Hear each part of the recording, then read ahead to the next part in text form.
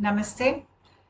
This is the fourth part I'm making in the series on karmic relationships.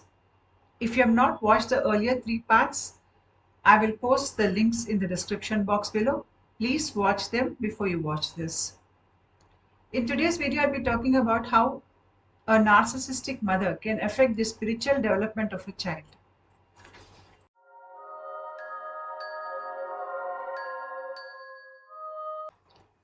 When a baby is born, it forms its first bond with its mother and later on with its father. How strongly this bond is formed, how much love the parents have for the child, how well they support the child, all these creates a very strong foundation on which the child can thrive and grow and move ahead in life. But unfortunately, very few have this kind of an upbringing in a healthy family. Many children are born in unhealthy families, because of which they have to suffer pain and trauma due to the cruelty of the parent, neglect of the parent, or if it is a dysfunctional family, or if the parents are not emotionally available or physically available. The pain and suffering can be caused even by siblings who are cruel, immediate and far away relatives who are in competition with the child and who are not well wishers of the child.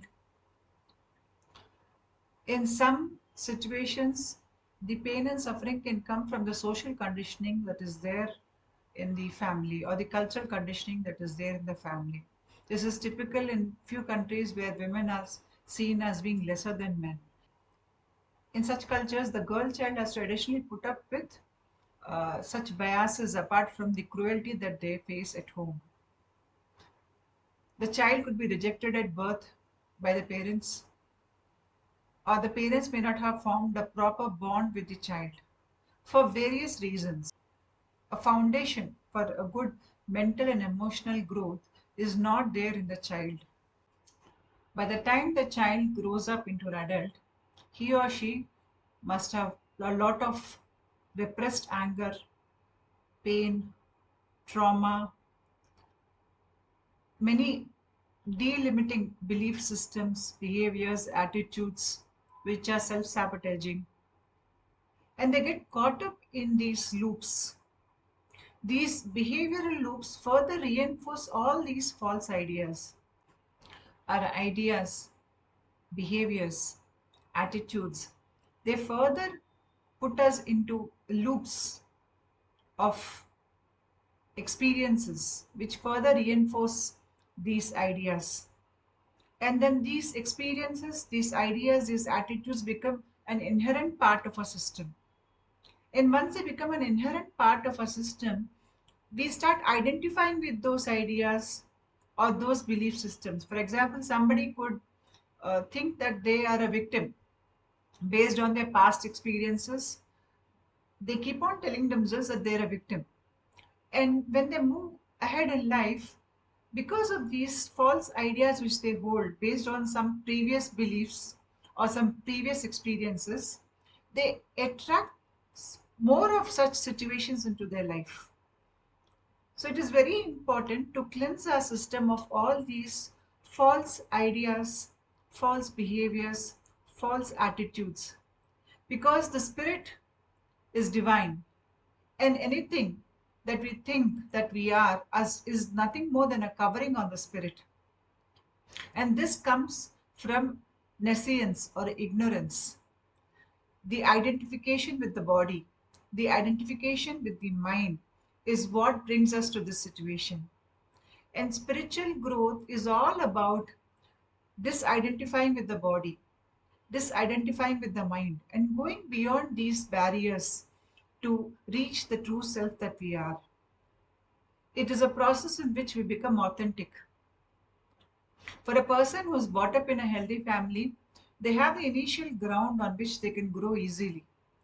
But for somebody who's brought up with pain, trauma in a dysfunction family and had to deal with a lot of narcissistic people in his life, the person has to first reparent himself or herself, and cleanse away all that pain and trauma in their system, forgive the people who have wronged them, and then only can they progress spiritually. For example, say two birds, they started building a nest. They laid an egg, a little birdie was born. They take very good care of the birdie, then they teach it how to fly. And one fine day it flies away happily. But say the two birds are dysfunctional. They lay the egg and the little birdie is born. Since the time the little birdie is born, the parents keep poking it, they injure it, they cause it trauma and pain. They don't feed it properly, they neglect it, they don't teach it how to fly. The little birdie grows, but it is injured physically, emotionally, and mentally. Its wings are not properly formed, it is not healthy. And the parent birds start wondering why it is not flying.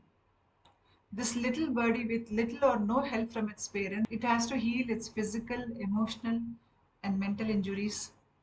It has to develop the strength to fly, and it has to fly on its own. So, this is the condition of a child who's brought up in a dysfunctional family. Especially when they move into the spiritual path, they come face to face with their repressed emotions, their inner trauma and injuries. They have to face it, they have to cleanse it, they have to heal themselves, and then alone can they progress on the path of spirituality. The connection between the baby and the mother is formed when the baby is in the mother's womb itself. The pain, the fear, the trauma, the anger which the mother experiences, it becomes part of the baby's emotional makeup or the part of the baby's memory. And it later influences the child's behavior when the child becomes an adult. The baby may not consciously remember what has happened, but this memory becomes part of the subconscious mind of the baby. It unconsciously influences the temperament, the ideas, the beliefs that the child holds when he or she becomes an adult. If the mother is trapped in a war zone, or if she is living in bad situations, or if the person who is supposed to take care of her is not taking proper care of her, or if she is undergoing physical and mental abuse, all these things have a lot of effect on the baby that is there in her womb. So the trauma for the baby can start even before it is delivered into this world. Once the child is delivered and it is out of the mother's womb, then whether the child is rejected or whether the mother accepts the child and happily and lovingly hugs the child, all these things have a very big impact on the child's mind. The child is registering all these memories and they become part of the subconscious mind. Initially, the mother impacts the child's psychological setup. Later on, the father, then the siblings, then the immediate and extended family members. So, all of them have an impact on the child's mind and whether the child is accepted or rejected, whether the child is abused or whether the child is loved. All these things have a major impact on the child's psyche. Now, in some situations, the child may be separated from the natural parents. If for some reason the mother rejects the child or the father rejects the child and the child is put up for adoption, then when the child is brought up by foster parents, they may be very loving towards the child. But when the child grows up, they can clearly understand that they're not part of the family. Something inside tells them that they were rejected by their mother. And they do not understand the kind of hatred they feel towards the mother. And this gets expressed onto the foster mother. They start finding faults with the foster mother without realizing that the original parent has rejected them and not the foster mother. They have this feeling that they don't fit into their present family or the present scenario, the situation, and they have this deep rooted feeling of being unwanted. Right from the developmental stage of the fetus to the delivery of the baby, the initial experiences the baby has on its arrival into this external world, if these experiences are traumatic, then the baby is not able to bind itself properly with the body. I spoke about the many different bodies we have, or the many different koshas we have. That is the Anandamaya kosha, Vijnanamaya kosha, the Manomaya kosha, the Pranamaya kosha, and the Annamaya kosha. Annamaya kosha being the physical sheath, and Pranamaya kosha being the pranic sheath. The soul, which has the three coverings, that is the Anandamaya kosha, the Vijnanamaya kosha, and the Manomaya kosha. This soul with these three coverings has to anchor itself into the physical body, and it does this through the pranic sheath. So the pranic sheath and the physical body are the two extra attachments, and the soul knots itself into the physical sheath, and these knots are there in the pranic sheath. We have the three major knots in the Sushumna Nadi, that is the Brahma Grandhi, Vishnu Grandhi, and the Rudra Grandhi. Grandhis are knots. Apart from that, there are many other knots in the body. That is how the soul becomes tied to the physical body. Initially, if the child experiences trauma before birth or after birth, these grandhis or these knots are not properly tied, because of which when the child grows up, they are not happy in their body. They don't feel happy in their present situation. Something keeps disturbing them. They're not at peace with themselves. So it is very important that the child has a good experience while it is in the mother's womb, and when it comes out and it grows and develops into an adult, a proper functional healthy family environment is very important for the child. Unfortunately, most of us do not have it. That is why we experience a lot of pain, trauma, a lot of repressed anger, fear, and all these shape us, the way we behave, the way we think, the way we attract more such people and situations into our life, how we progress in life.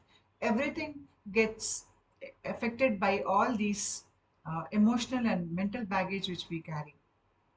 It is very important to look within, to look at our belief systems, to look at the uh, ideas we hold about ourselves, the ideas which we hold about others, the external world, our perceptions.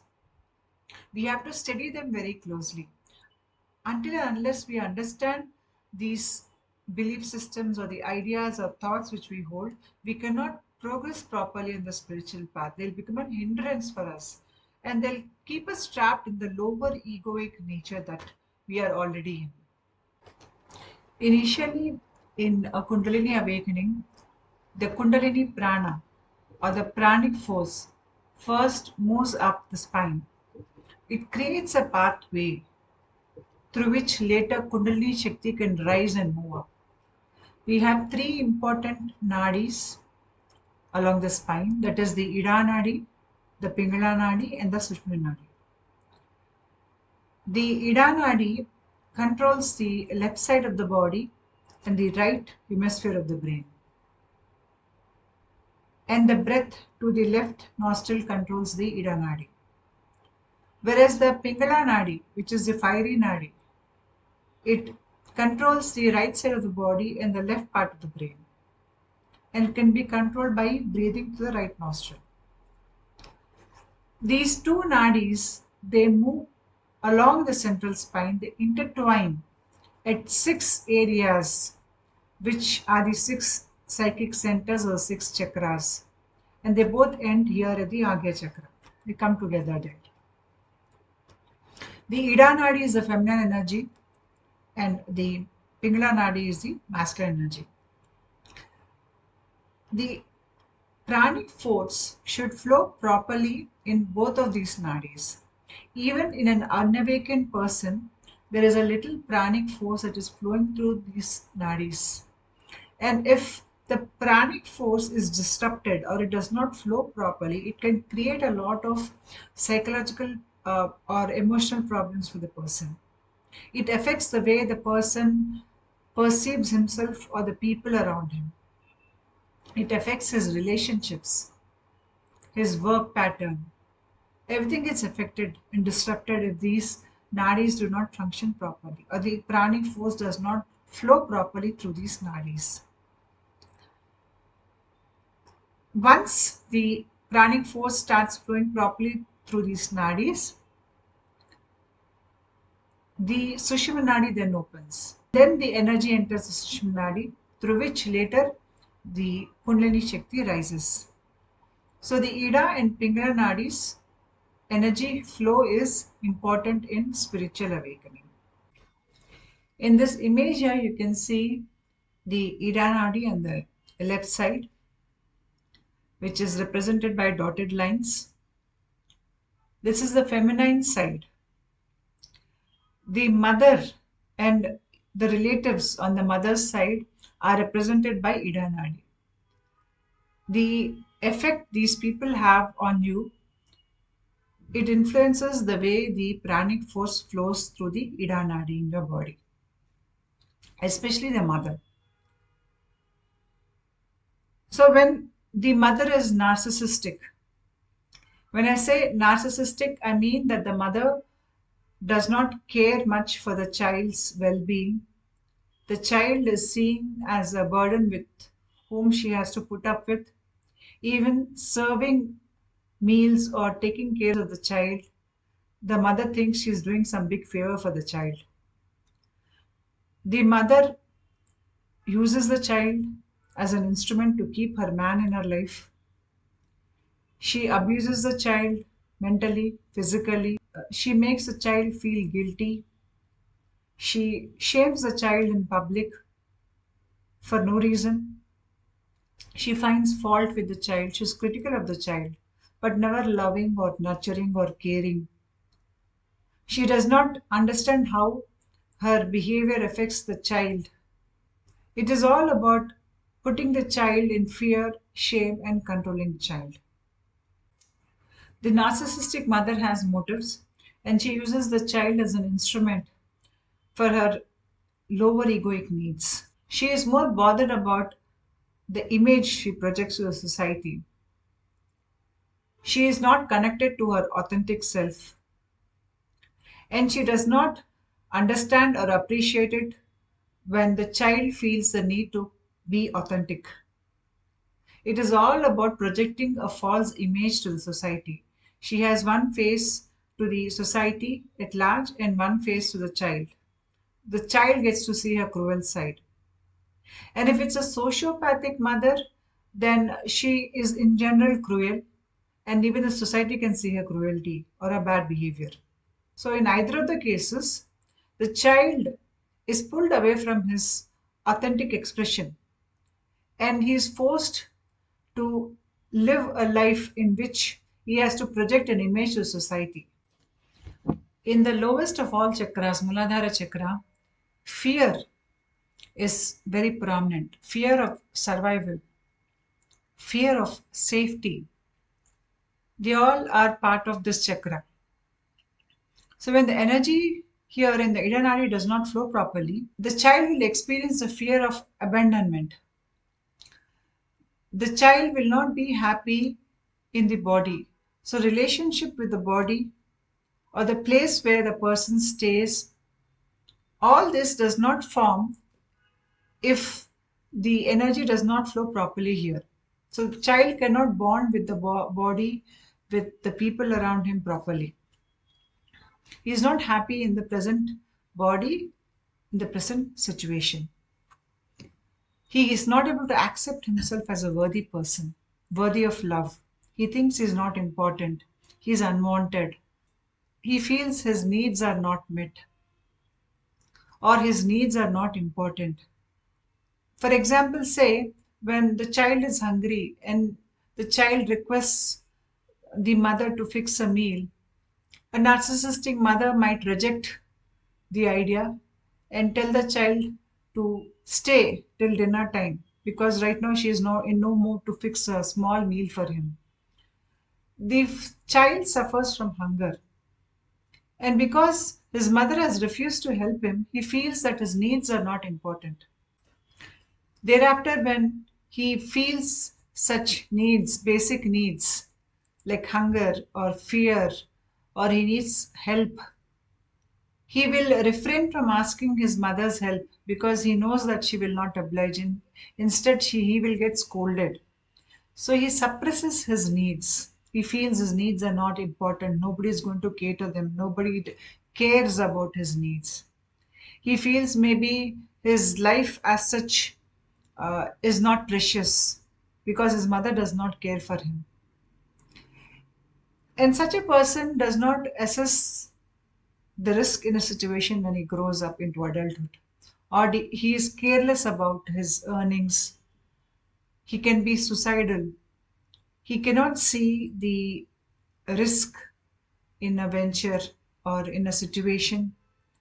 He throws himself out without any safety, and he does not care much for his well being or takes care of his physical or mental or emotional needs. In any situation, if it goes wrong, he tends to blame himself or he sees himself as a victim. He withdraws easily. So, all these happen when the energy is not flowing properly in the Muladhara chakra. This person does not aim for bigger things in life. This person's basic needs were never met by his mother. So, when the basic needs are met, he feels very happy in life. So, he does not aim for anything bigger than that in life. So, he does not have big dreams about achieving great success in life. He's still at the level of getting his basic needs met. And he can sacrifice his needs so that others' basic needs can be met. The next chakra is the Swadhisthana chakra. This is the sexual center. A lot of repressed sexual desire is there here. When people experience jealousy, it emanates from this area. A narcissistic mother ridicules a child. She shames a child publicly. She highlights all his faults and never misses an opportunity to put the child down. Even her faults are projected onto the child, and the child starts feeling guilty. He starts blaming himself for everything that goes wrong around him. The child feels ashamed of himself. He feels guilt. He feels like nobody loves him. And when this child grows up, a lot of sexual desires can get repressed. They get repressed, and the resentment towards the mother can spill into relationships, and that can affect the relationships because now this man has a negative idea about women. He does not see them in proper light. This affects the behavior towards the opposite sex, and they can be abusive to the opposite sex. They see the opposite sex as something that has to be used and abused. In women, it can go the other way where they feel ashamed of their sexuality. They see sex as something bad, or they use sex as a tool to control their husband, or because they do not feel love, they, even if their partner loves them, they do not feel that they are worthy of their partner's love, and because of that they have relationship issues. Many women, they do not show interest in sexual life. They only show interest in sexual life when their partner is moving away from them, only to bait the partner. And once the partner again comes back into their life, they again lose interest in their sex life. So, a lot of these sexual issues, a sense of worthiness, sense of being loved, and the ability to love others, various things associated with addictions. Some people addicted to drugs, Then there's something called sexual abuse that is also connected to this chakra. Alcoholics, the other kinds of addictions, for example, eating addictions, shopping addictions. So all these addictions, they find their roots in the Swadhisthana chakra if the energy here does not flow properly. The next chakra is Manipura chakra. When the Ida Nadi here does not flow properly, the person will see himself as being subservient to others.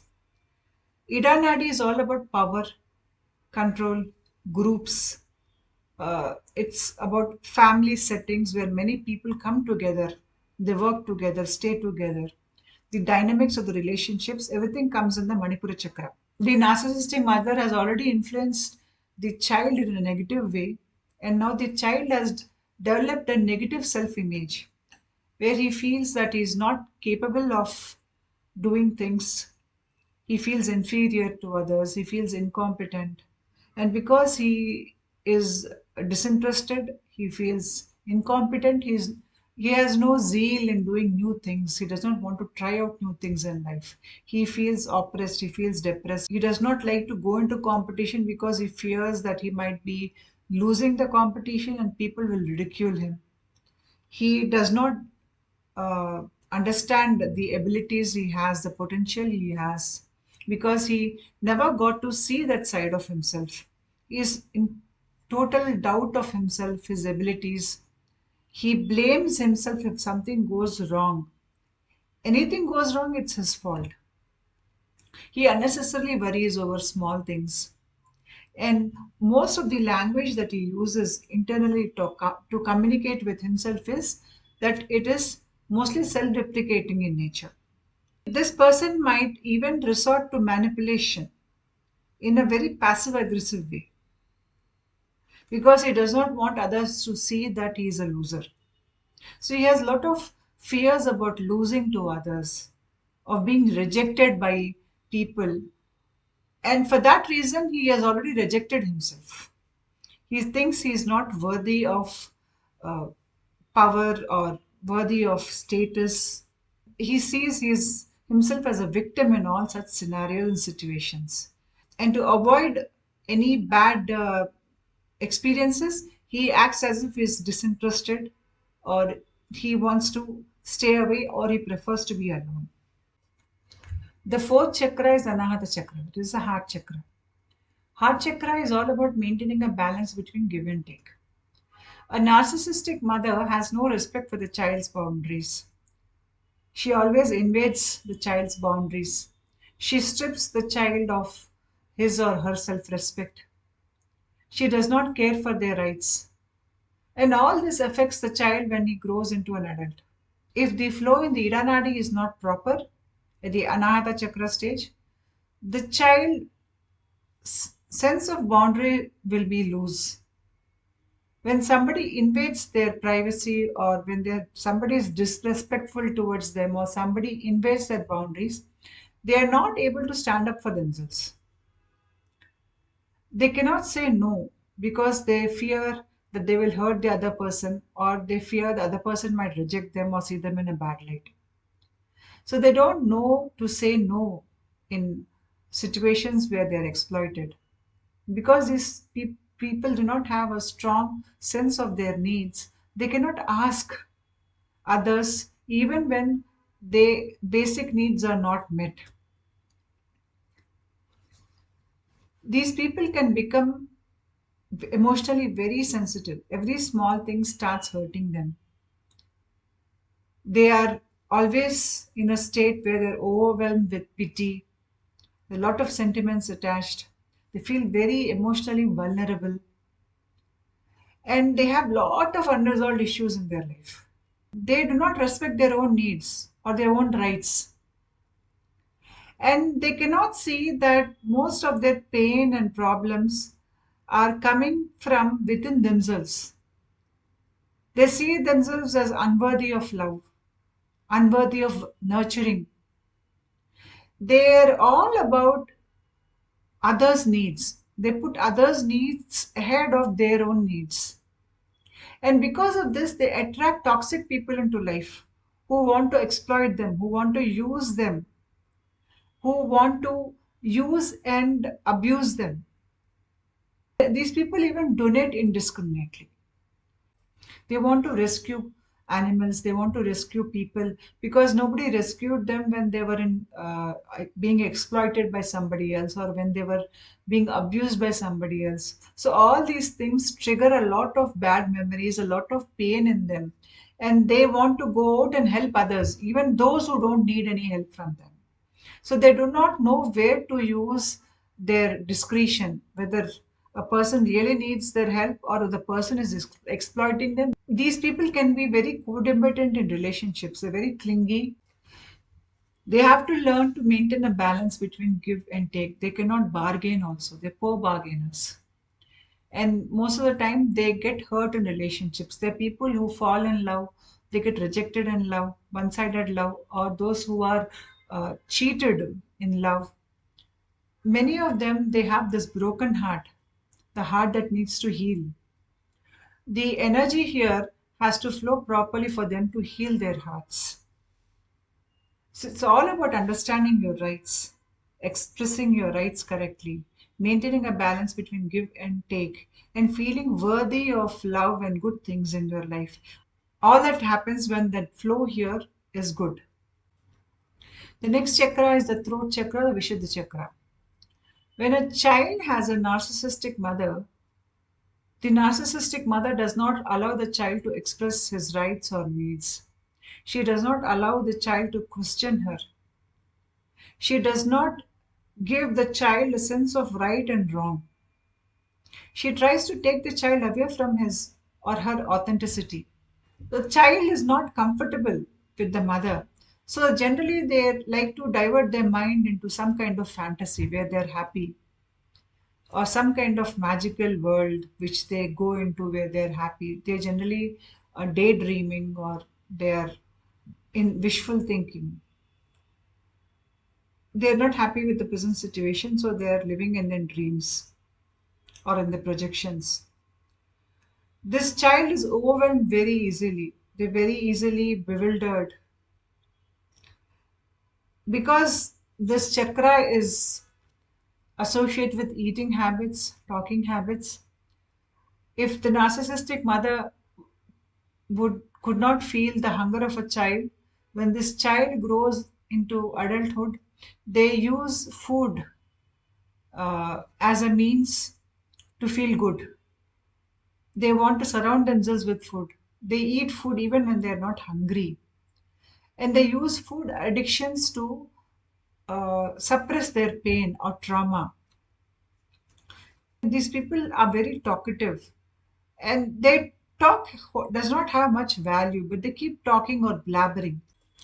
These people are disconnected from their authentic self, so they cannot express their inner views, inner feelings very nicely. They are not able to channel their creativity. uh, a lot of speech issues where they're stammering, stuttering while talking. All these things come when the energy flow in the Vishuddha chakra is not proper. The timing of when they say and what they say, they do not understand that. So all these effects come if the energy in Ida Nadi does not flow properly. In spiritual circles too, you will meet people who, with very little experience in spiritual practices, start talking about how blessed they feel, how God has touched them, how great their life has turned out, and how they try to exaggerate their spiritual uh, practices, the amount of time they spend on it. They do this because the energy flow is not proper there in Vishuddha Chakra. They're cut away from their authenticity. It's all about developing a very nice, clean image. And under this image is suppressed anger, suppressed pain, suppressed shame, suppressed guilt, which they are not expressing or they're not channeling that outside. Instead, they're covering it up with very beautiful stories of being blessed and being loved or be feeling the love of God, all such things. For any person, the mother is a role model. She is the epitome of trust, love, care. But when a narcissistic mother does not stand up to these kind of standards, the child does not have a role model. After they grow up and they find a person with good qualities, they generally make that person their role model. They put that person on high pedestal, give all their love and affection to this person, even if this person is not connected to them in any way. Maybe this person is a film star, or maybe this person is uh, maybe a sports person, but they project all that things, that fantasies they had about a role model onto that person, and they put that person on a high pedestal, and they see that person as the being next to God. So all these kind of inadequacies in behaviors, in thought processes, uh, where they are putting themselves into a lower level in any relationship, they all come when Ida Nadi is not flowing properly. The sixth chakra is the Agya chakra, the brow center. When the Ida Nadi here is not flowing properly, the person cannot see the truth in a situation. He cannot judge things properly. He can be rated as being foolish. He does not learn from his past experiences. And even if he sees events unfolding in front of his eyes, he dismisses those events and he will rely on somebody else's words. These people can be brainwashed easily. If there's an organization which is telling them that they have to work for them alone and they are a part of that organization and they should not move out of the organization, even when they're not paid properly, when new opportunities line up for this person, they will reject the new opportunities because they have brainwashed themselves into thinking that they're part of the old organization. They cannot see opportunities and they can be easily brainwashed into doing things. The drawback here is the person thinks that they're very wise, they're very aware, and they've thought through and they've taken the right decision. In spite of choosing the unfavorable consequences more than the favorable consequences, they still think that they're very intelligent and they know what they're doing. A child in a narcissistic relationship with a mother will feel unheard, unseen, unacknowledged. The mother will treat the child as an accessory.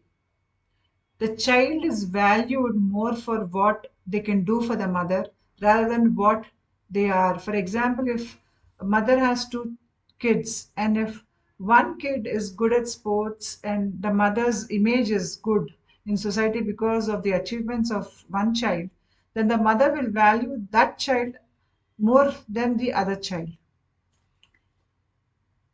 The narcissistic mother does not allow the child to express his or her feelings properly. The child grows up not trusting his own feelings, having a lot of self doubt, feeling that they're not very important, how they feel is not important. They think that having an image is more important than being authentic. They cannot develop a strong sense of self.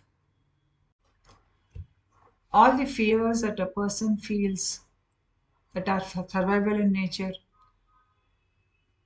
a person might feel ridiculed, blamed, guilty, shamed, or not being good enough or worthy enough or not lovable, fear of being assaulted, fear of getting lost or abandoned, fear of being helpless in situations, fear of not being able to assert ourselves or express ourselves authentically, lot of trust issues. All these things, they find their root either in the past lives, or they will find, if you go to the roots, you will find that their roots are there in our parents' behavior, or you will find the roots for these kind of patterns within yourself in your past experiences. So, to understand that we have these issues within us, then the need to go to the root of these issues, question them, It is only when we question them, we understand from where we've taken on this behavior which is not allowing us to express our authentic self.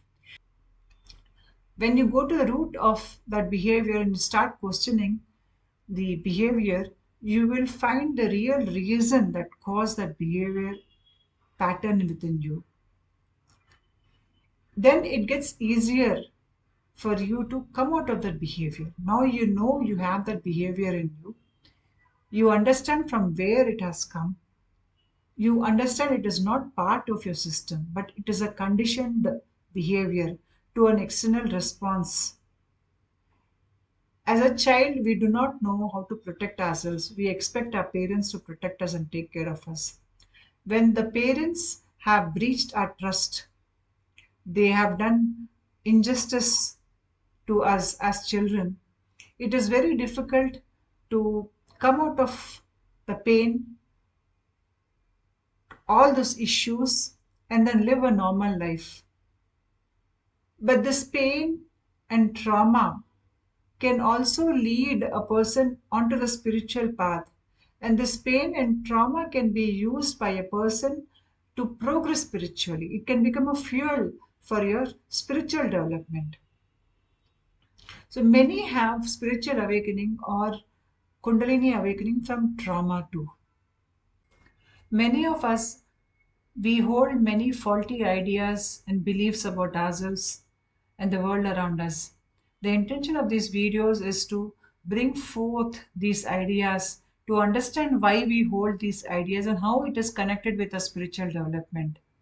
When we progress on the path of knowledge, we start looking within, questioning ourselves, our behaviors, the ideas we hold, the thoughts we hold, and why we hold such ideas or thoughts. When we go to the roots of these thoughts and ideas, we realize the cause for these thoughts and ideas within our system. When we are able to pull out these thoughts or these ideas from our system, we are automatically pulling ourselves out of the behavioral loops, the lower egoic behavioral loops.